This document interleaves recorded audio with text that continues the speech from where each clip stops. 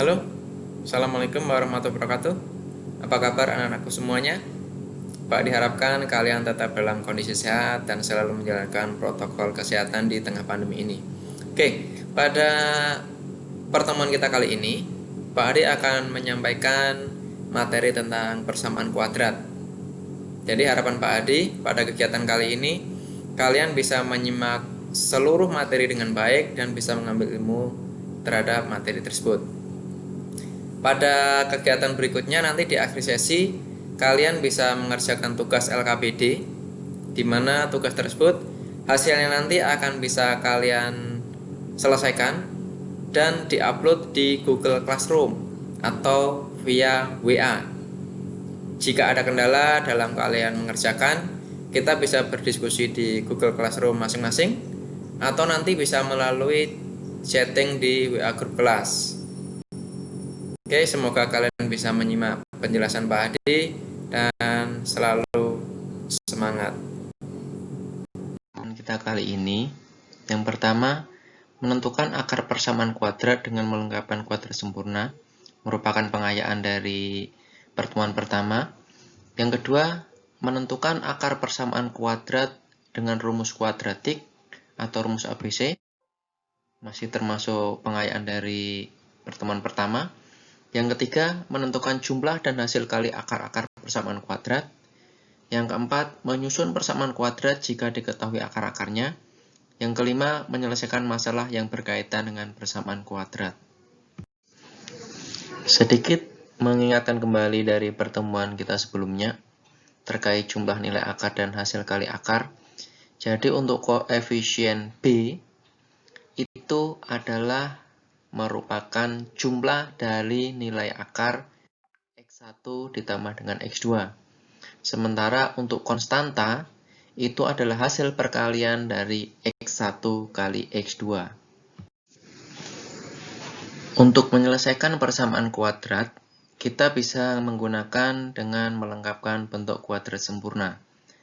Adapun langkah-langkah yang digunakan dalam melengkapkan kuadrat adalah dari bentuk umum AX kuadrat plus BX plus C sama dengan 0. Dari bentuk ini kedua ruas dibagi dengan A. Dengan catatan A tersebut tidak boleh sama dengan 1. X kuadrat ditambah dengan B per AX ditambah C per A sama dengan 0. Bentuk ini akan kita kuadratkan biar menjadi kuadrat sempurna. X plus B per A kuadrat dikurangi B per A kuadrat sama dengan min C per A. Yang berikutnya, X plus B per A kuadrat sama dengan min C per A plus B per A kuadrat. Sehingga didapat X plus B per A kuadrat sama dengan min B kuadrat min 4AC per 4A kuadrat. Selanjutnya dengan mengakarkan kedua rumus diperoleh kedua akar persamaan kuadratnya.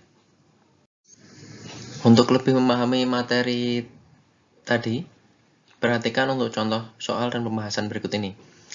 Tentukan akar-akar persamaan kuadrat X kuadrat plus 6X sama dengan 8 dengan menggunakan metode melengkapkan kuadrat. Pembahasannya adalah X kuadrat plus 6X plus 8 sama dengan 0. Bentuk kuadrat sempurnanya, X plus 3 kuadrat dikurangi 3 kuadrat sama dengan negatif 8. X plus 3 kuadrat sama dengan negatif 8 ditambah 9. 9 ini merupakan perpindahan ruas dari negatif 3 pangkat 2. Langkah berikutnya, X plus 3 kuadrat sama dengan 1. Sehingga didapat X plus 3 sama dengan plus minus 1. Untuk X plus 3 sama dengan 1, akar pertamanya adalah 1 dikurangi 3, jadi didapat akar X1 sama dengan negatif 2. Untuk akar yang kedua, X plus 3 sama dengan negatif 1, akar keduanya sama dengan negatif 1 dikurangi 3. Jadi nilai akar kedua adalah negatif 4. Jadi akar-akar persamaan dari bentuk x kuadrat plus 6x plus 8 sama dengan 0 adalah negatif 2, negatif 4. Contoh soal dan pembahasan yang kedua. Tentukan akar-akar persamaan kuadrat x kuadrat min 8x plus 12 sama dengan 0 dengan menggunakan metode melengkapkan kuadrat. Pembahasannya, x kuadrat min 8x plus 12 sama dengan 0 akan kita ubah dalam bentuk kuadrat sempurna dengan langkah x plus negatif 4 pangkat 2 dikurangi min 4 pangkat 2 sama dengan negatif 12. X min 4 kuadrat sama dengan min 12 plus 16. X min 4 kuadrat sama dengan 4. X min 4 adalah plus minus 2. Untuk akar pertama, X min 4 sama dengan 2. X sama dengan 2 plus 4, jadi akar pertama adalah 6. Untuk akar kedua, X min 4 sama dengan negatif 2. X sama dengan negatif 2 ditambah 4, jadi akar kedua adalah 2. Jadi dari langkah tersebut didapatkan bahwa akar-akar persamaannya adalah 6,2. Rumus kuadratik atau rumus ABC. Adapun bentuk umum dari rumus ABC adalah X 1,2 sama dengan min B plus minus akar B kuadrat min 4AC dibagi 2A. Rumus ABC ini merupakan rumus yang paling ampuh dan mudah untuk akar-akar dari suatu persamaan kuadrat. Contoh soal dan pembahasan untuk penerapan rumus ABC. Tentukan himpunan penyelesaian dari x kuadrat min 2x min 4 sama dengan 0. Kita bisa menggunakan langkah penyelesaian. X kuadrat min 2x min 4 sama dengan 0. Kita gunakan rumus ABC karena jika kita menggunakan metode pemfaktoran, kita akan mengalami kesulitan. Jadi dari bentuk x kuadrat min 2x min 4 sama dengan 0, kita tentukan nilai A sama dengan 1, nilai B adalah negatif 2, dan nilai C sama dengan negatif 4. Kita masukkan dalam rumus ABC. X12 sama dengan min B plus minus akar B kuadrat min 4AC dibagi dengan 2A. Didapat langkah X12 sama dengan min 2 plus minus akar negatif 2 kuadrat min 4 kali 1 kali min 4 dibagi dengan 2 kali 1. Dihasilkan X12 sama dengan 2 plus minus akar 4 ditambah 16 dibagi dengan 2.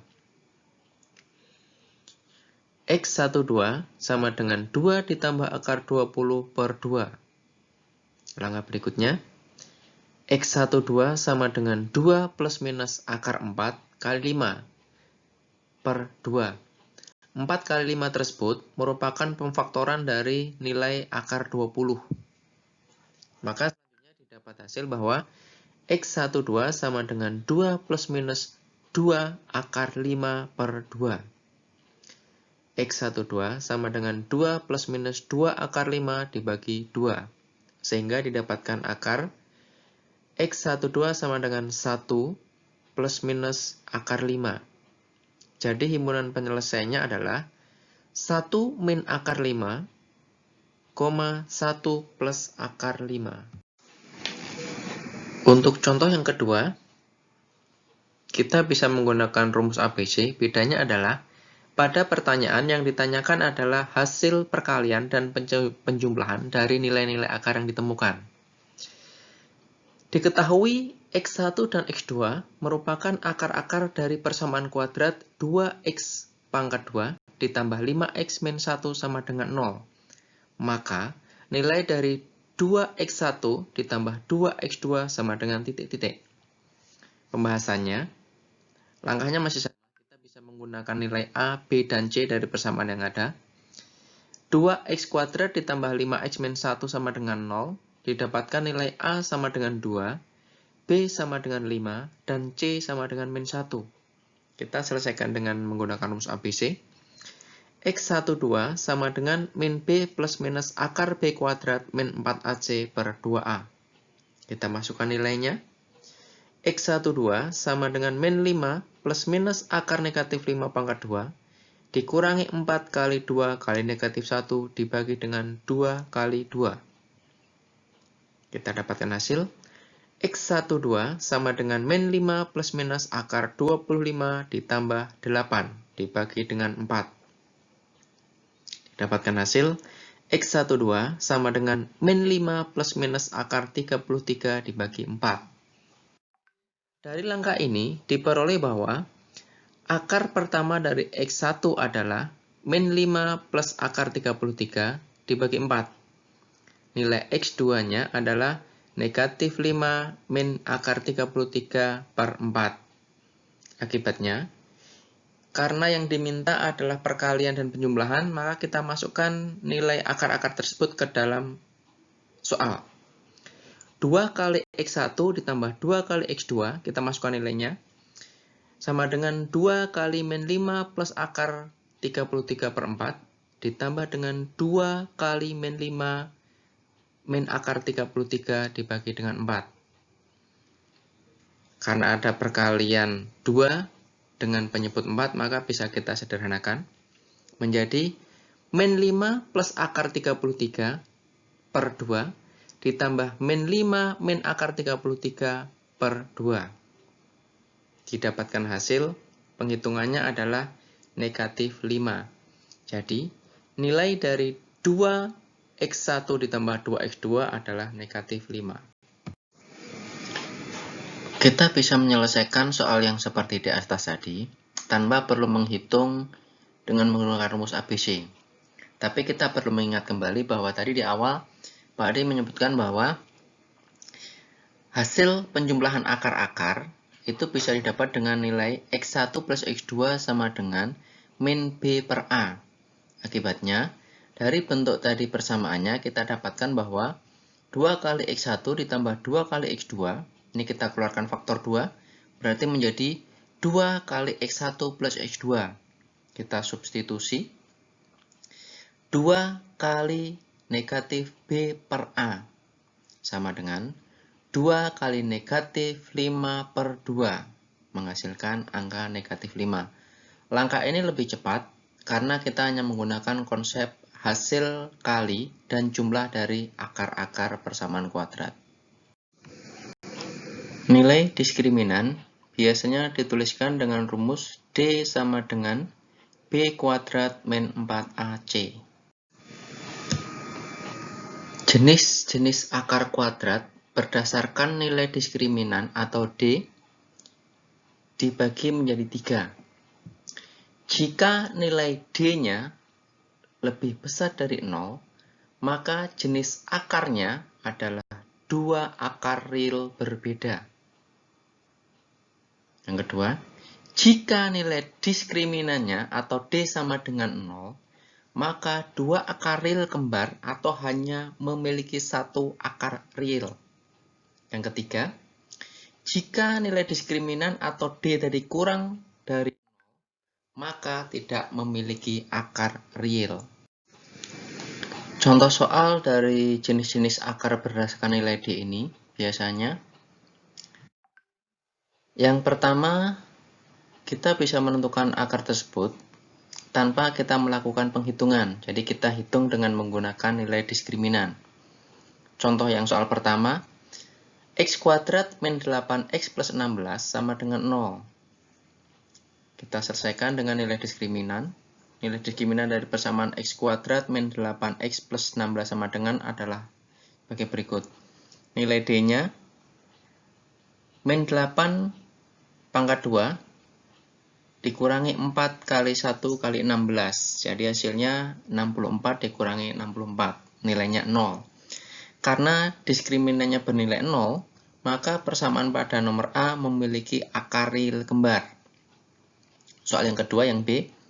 X kuadrat plus 4X min 12 sama dengan 0. Kita tentukan nilai diskriminannya. D sama dengan 4 kuadrat min 4 kali 1 kali negatif 12. Kita dapatkan hasil 16 ditambah dengan 48, maka menghasilkan 64. 64 ini lebih besar dari 0.